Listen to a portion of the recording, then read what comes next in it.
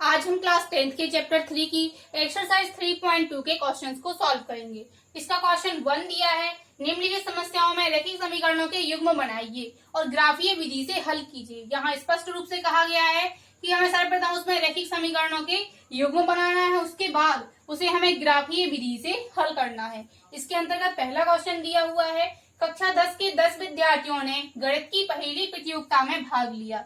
यदि लड़कियों की संख्या लड़कों की संख्या से 4 अधिक हो तो प्रतियोगिता में भाग लेने वाले लड़कों और लड़कियों की संख्या ज्ञात कीजिए। हमें यहाँ पर सर्वप्रथम इसको रैखिक समीकरण युग्म बनाना है। इसके लिए इस पे टोटल 10 विद्यार्थी हैं जिन्होंने एक प्रतियोगिता में भाग लिया है, पहली प्रतियोगिता में, और वहां पर लड़कियों की जो संख्या है वह लड़कों की संख्या से 4 अधिक है और हमें इसमें बताना है कि लड़कों और लड़कियों की संख्या कितनी है। तो इसको हम सॉल्व करते हैं।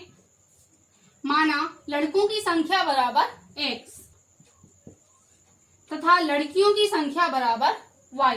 यहाँ पर हमें कुल विद्यार्थी बताए गए हैं कि टोटल 10 हैं। यहाँ हम लिखेंगे कुल विद्यार्थी बराबर 10। जब यहाँ पर कुल विद्यार्थियों की संख्या 10 कही गई है तो यहाँ लड़के और लड़कियां टोटल इनका योग हो जाएगा 10 के बराबर और हमने यहाँ पर लड़कों की संख्या को माना है x, तो हम लिख देंगे x प्लस लड़कियों की संख्या है y, तो y, तो x प्लस y बराबर आ जाएगा 10। यह आ जाएगा पहला समीकरण।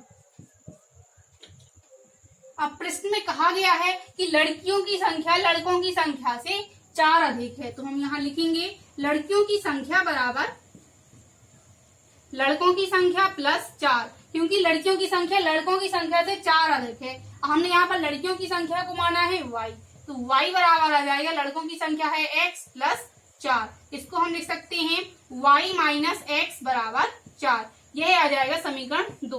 इस प्रकार से समीकरण 1 व 2 रैखिक समीकरणों के युग्म को प्रदर्शित करते हैं। तो हम यहाँ लिख देंगे कि समीकरण 1 व 2 दोनों रैखिक समीकरणों के युग्मों को प्रदर्शित करते हैं। इसके बाद हमने इसका एक पार्ट सॉल्व कर लिया है। अब कहा गया है कि इसको ग्राफीय विधि से हल कीजिए। अब हम इसको ग्राफीय विधि से हल करते हैं। यहाँ पर समीकरण 1 दिया हुआ है x प्लस वाई बराबर 10, तो इसको हम लिख सकते हैं y बराबर 10 माइनस x। ऐसा हमने इसलिए किया है क्योंकि जब इसमें x का मान रखेंगे तो हमें क्रमशः y का मान प्राप्त हो जाएगा। तो ग्राफीय विधि से किसी भी इक्वेशन को तभी सॉल्व कर सकते हैं जहां बिंदु ज्ञात हो, और बिंदु ज्ञात करने के लिए हम एक सारणी बनाते हैं।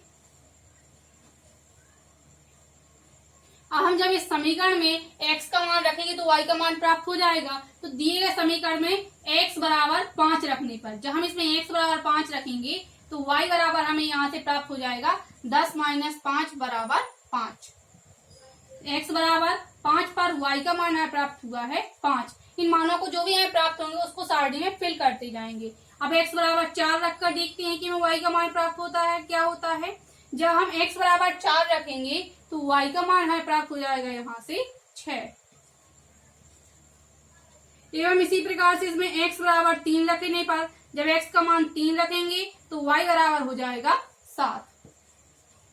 इस प्रकार से हमें इसके लिए यह सारणी प्राप्त हो गई है। अब यहाँ हमने इन 3 बिंदु ही ज्ञात क्यों किए हैं, तो जैसा कि मैंने पहले भी बताया है कि किसी भी काटती तल पर बिंदु का अंकन करने के लिए 2 बिंदु पर्याप्त होते हैं, लेकिन शुद्धता की दृष्टि से हम यहाँ पर कम से कम 3 बिंदु ज्ञात कर लेते हैं। तो हमने यहाँ पर 3 बिंदु ज्ञात कर लिए हैं। यहाँ पर कोई भी मान रखे जा सकते हैं, लेकिन हमें ऐसे मान रखना है जिससे छोटा मान हमें प्राप्त हो और हम आसानी से उसे निरूपित कर सकें।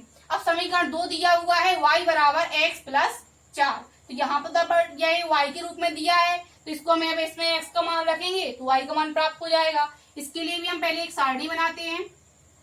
इसमें x बराबर 1 रखने पर जब हम इस दिए गए समीकरण में x बराबर 1 रखेंगे तो y बराबर हो जाएगा 1 प्लस 4 बराबर 5। तो हम इस मान को यहाँ फिल कर देंगे। x बराबर 1 पर y का मान आया है 5। इसी प्रकार x बराबर 2 रखने पर तो x बराबर 2 रखने पर y का मान आ जाएगा 2 प्लस 4 बराबर 6।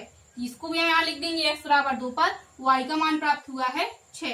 अब x बराबर 3 रखने पर जब हम x का मान 3 रखेंगे तो y बराबर हो जाएगा 3 प्लस 4 बराबर 7। यहाँ आ गया 3 और 7। अब हमें ये दोनों सारणी प्राप्त हो गई हैं। अब हम इन दोनों रैखिक युग्म जो समीकरण प्राप्त हुए हैं इनको हम काटती तल पर रेखाओं के रूप में निरूपित करेंगे। तो इसके लिए सर्वप्रथम एक ग्राफ खींचते हैं। इस प्रकार से हमने इस ग्राफ का निर्माण कर लिया है। अब हम इसमें इन बिंदुओं का अंकन करते हैं। सर्वप्रथम हम इसमें रेखीय में x प्लस वाई बराबर 10 के लिए बिंदुओं का अंकन करेंगे, जिसमें पहला बिंदु दिया है 5, 5 और बिंदुओं का अंकन हम x y के रूप में ही करते हैं। तो पहले देखेंगे x का मान देखना है 5, तो x बराबर 5 ये हो जाएगा और y बराबर भी 5, तो x बराबर 5 से y बराबर 5 तक। तो यहाँ हमें बिंदु 5, 5। इसमें नेक्स्ट बिंदु दिया है 4, 6, यानी x अक्ष पर देखना है हमें 4 और y अक्ष पर देखना है 6, तो x अक्ष पर 4 और y अक्ष पर 6, तो यहाँ यह बिंदु प्राप्त हो जाएगा हमें 4, 6। इसमें हम नेक्स्ट बिंदु दिया है 3, 7, तो x अक्ष पर देखना है हमें 3, तो x अक्ष पर 3 ये है और y अक्ष पर देखना है 7, तो यहाँ बिंदु आ जाएगा ये 3, 7। अब हम इन बिंदुओं को आपस में मिला देते हैं। रेखा को हम नाम दे देंगे L1। यह रेखा प्रदर्शित करेगी समीकरण x प्लस वाई बराबर 10 को। अब इसमें दूसरा रैखिक युग्म दिया है y बराबर x प्लस 4, तो इसी को हमने नाम दिया था यहाँ पर y माइनस एक्स बराबर 4। तो इसको हम समीकरण में बिंदु दिए गए हैं, पहला है 1, 5, इसमें हमें x अक्ष पर देखना है 1 और y अक्ष पर देखना है 5, तो यहाँ यह बिंदु प्राप्त हो जाएगा 1, 5। अब इसमें नेक्स्ट बिंदु दिया है 2, 6, तो x अक्ष पर 2 और y अक्ष पर 6, तो यहाँ यह बिंदु प्राप्त हो जाएगा हमें 2, 6। अब इसमें नेक्स्ट बिंदु दिया है 3, 7, तो यहाँ पर ये कॉमन बिंदु है, देखिए इसमें भी था और इसमें, तो यहाँ पर भी ये बिंदु हो जाएगा 3, 7। तो जिस प्रकार से हमने इस रेखा को मिलाया हम इस बिंदुओं को भी आपस में मिला देते हैं। यह रेखा हो जाएगी L2। यह रेखा प्रदर्शित करेगी समीकरण y माइनस एक्स बराबर 4 को। अब ये दोनों रेखाएं जहां पर एक दूसरे को प्रतिच्छेद करेंगी वही दिए गए समीकरण का हल होता है।